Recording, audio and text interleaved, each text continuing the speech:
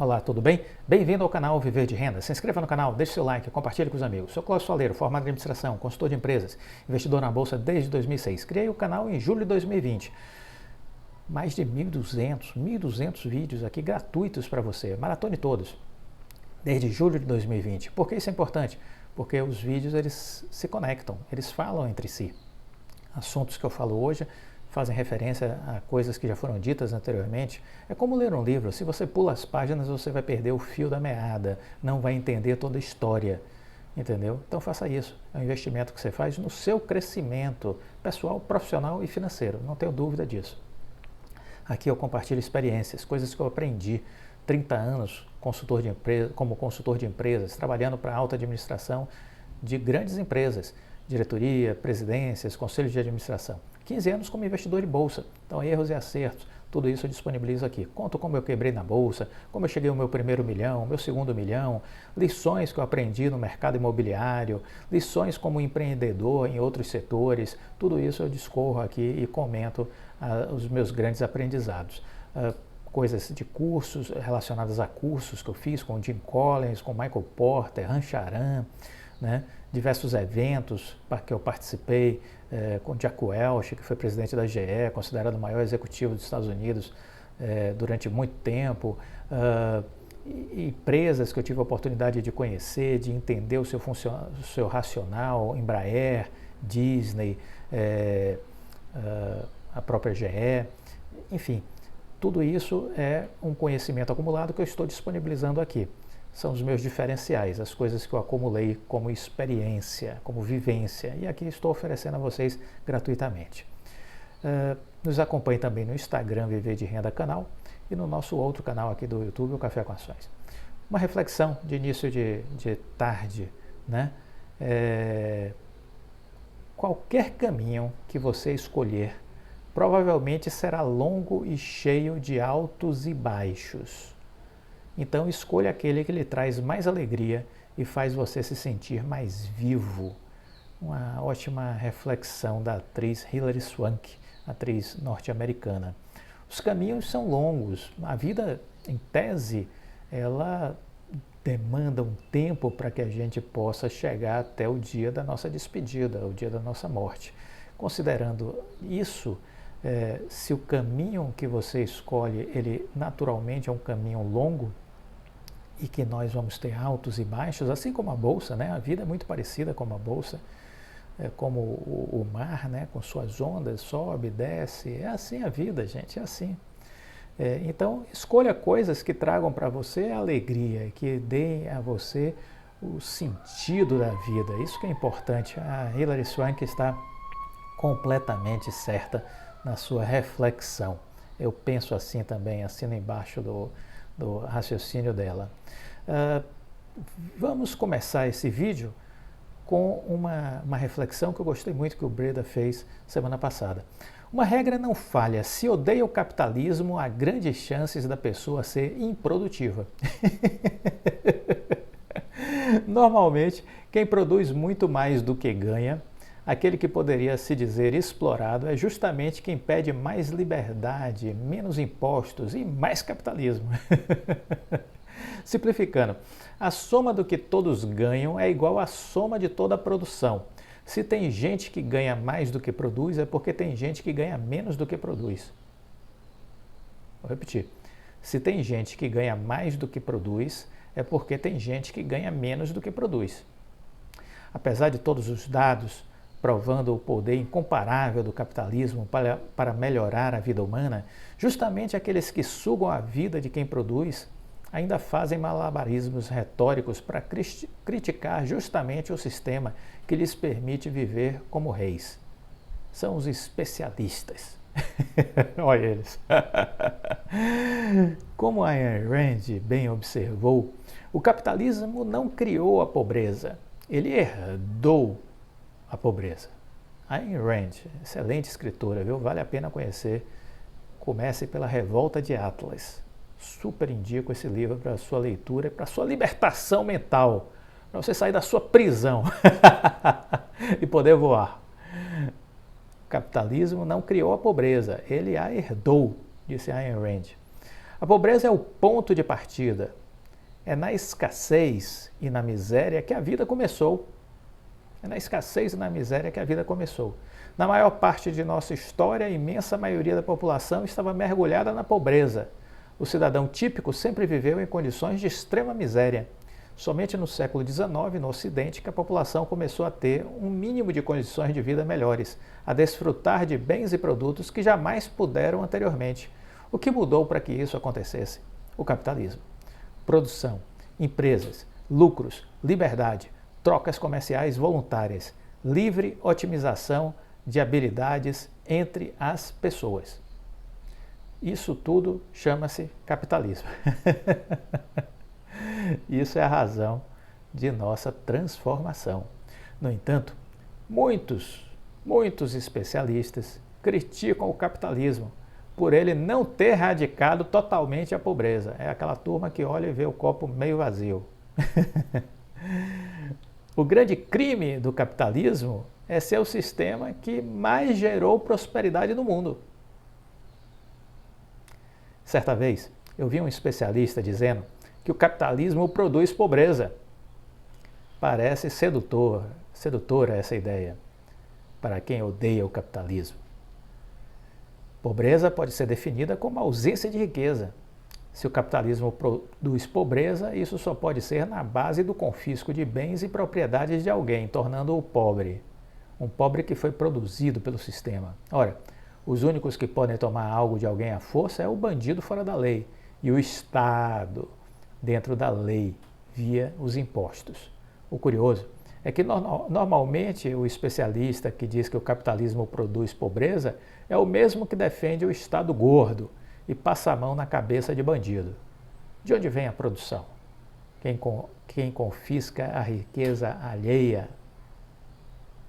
Reflitam sobre isso, né? Eu entendo que o capitalismo é o melhor modelo que nós temos, todos os outros fracassaram, né? A gente precisa entender a dinâmica da evolução da história humana e aprender que as sociedades que mais prosperam são aquelas que têm uma paixão pelo empreendedorismo, pelo empreender, pelo empresariar. Países que valorizam seus empreendedores, seus empresários, costumam ser países ricos.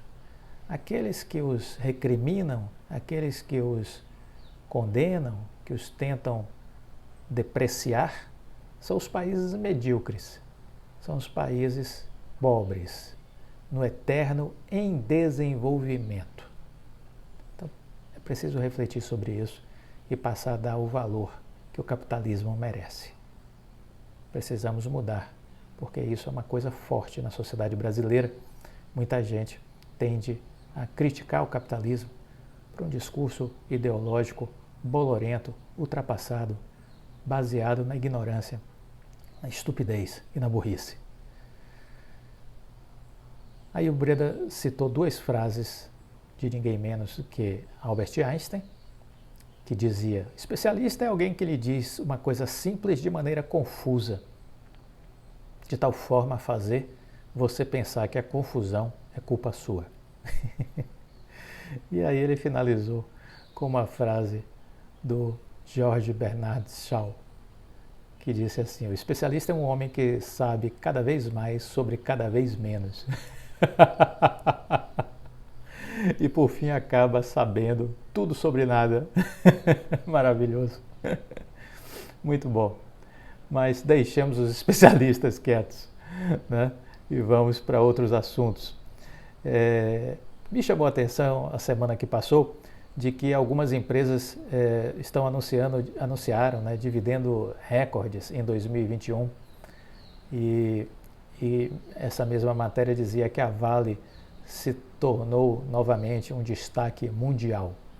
Ela foi a 8ª maior pagadora de dividendos do mundo, após surfar a disparada dos preços do minério de ferro. Uma matéria que saiu na Reuters, agência de notícias internacional.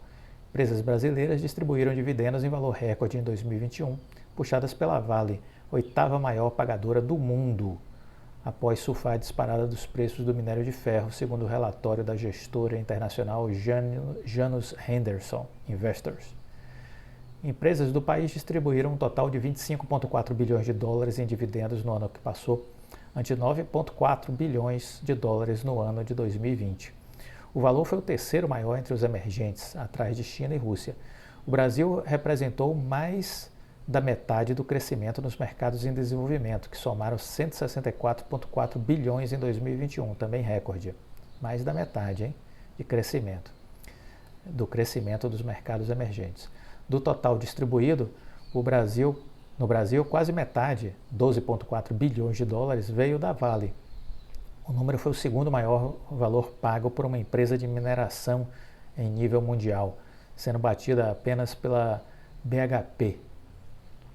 O levantamento foi realizado conforme os resultados trimestrais.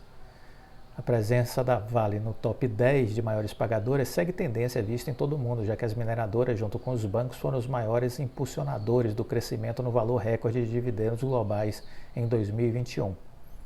A Vale anunciou a retomada de sua política de dividendos após a interrupção por cerca de 1 ano e meio, como consequência do rompimento das barragens aí a barragem de Brumadinho em 2019, que matou mais de 250 pessoas. E aí, o que me chamou a atenção para compartilhar com vocês, além da notícia, é a situação, de novo, dos especialistas, né? Porque, veja vocês, a Vale, se você fizer um bom exercício de memória, você vai achar, no ano passado, a Vale tendo uma mínima, né? Tendo uma mínima na casa aí dos 60 e poucos reais. Ela chegou a ter uma mínima aí em novembro ela chegou a valer R$ 62, na verdade, R$ 62,33 no dia 18 de novembro de 2021. Nesta época, isso depois dela ter chegado, ela chegou a uma máxima de 120 reais. Ela chegou a uma máxima de 120 reais nesse mesmo 2021, ali por volta de julho, né? Ela chegou a essa máxima de 120 reais. E entre maio e julho, ela chegou aí nesse período aí a tocar os 120 reais. Depois ela corrigiu por conta da intervenção da China lá fora para tentar controlar o minério de ferro. E aí também houve um temor no mundo por conta de uma crise na construção civil chinesa. Esses dois fatos, com mais uma debandada dos investidores nacionais aqui da Bolsa Brasileira, achando que o Brasil ia acabar, fizeram com que a Bolsa toda corrigisse, de julho em diante do ano passado, e a Vale chegou a uma mínima de R$ 62 reais. Nesta época, se você for buscar as notícias da época, você vai ver muitos analistas de bancos e corretoras recomendando a venda da Vale. Foi a recomendação dessas grandes autoridades em bolsa de valores que nós temos no Brasil. Recomendaram de forma veemente alguns a venda da Vale, porque já estava nessa casa aí de 63, 64 reais, 66 reais, e que poderia cair mais, é o que eles diziam, poderia cair mais.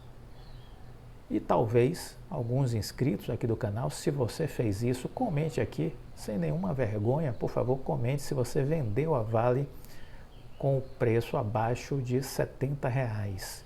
Se você vendeu suas ações da Vale com o preço abaixo de R$ 70 reais, e se você realizou um prejuízo nessa operação, comenta aqui, por favor. Porque neste momento, ter dito isso, né, quando a ação estava nessa faixa aí de R$ 66, R$ 70, dizer que era para vender, é aquela coisa assim surreal. Aquela coisa surreal. Me chamou a atenção essa ênfase. Olha, vendam que a Vale vai cair mais ainda. Eu, como assim? Já caiu tanto. Não há nada que justifique essa queda, salvo essa instabilidade local da China, que é o maior comprador de minério de ferro, problema lá da construção civil, da tentativa artificial de controlar o preço do minério de ferro. Fora isso, a empresa continua a mesma, produzindo, entregando bons resultados, um minério de ferro de alta qualidade, não está aumentando produção porque quer forçar a escassez do produto para o preço subir, é um pacto estabelecido com as mineradoras também da Austrália. Como assim vender? Não faz sentido. Alta de commodities, estamos num ciclo de alta de commodities.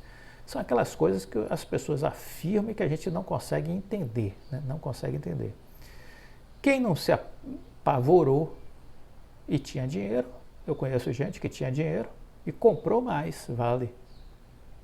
Comprou mais Vale e disse, poxa, está muito barato, vou comprar mais. Isso. Essa é a lógica. Essa é a lógica correta. Caiu, vamos comprar mais.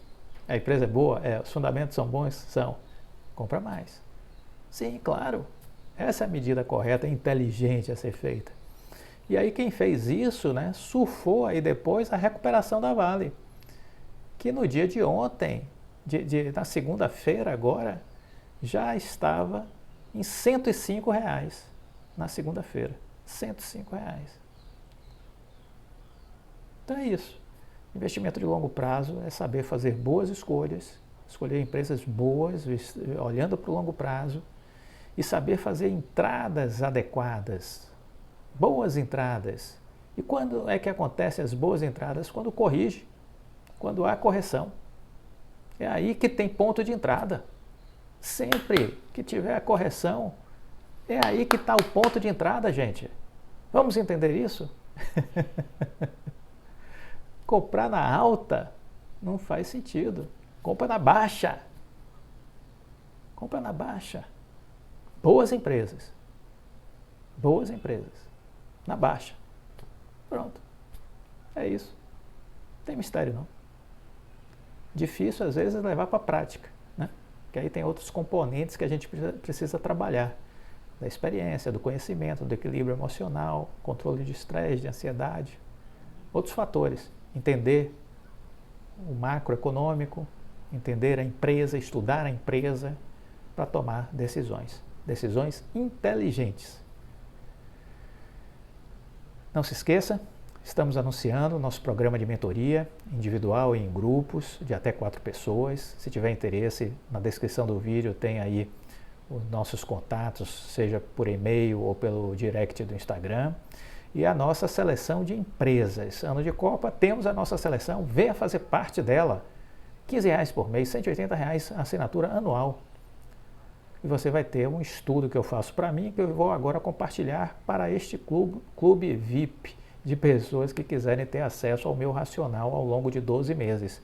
As empresas que eu entendo que são boas, ótimas para o longo prazo e como eu vou evoluindo o meu racional em relação a elas com o passar do tempo. Muita gente fica me perguntando, você fez isso, fez aquilo? Essa assinatura anual que vai lhe permitir acompanhar o meu raciocínio. Gostou do vídeo? Deixa o like, compartilhe com os amigos. Fique com Deus e até a próxima. Tchau.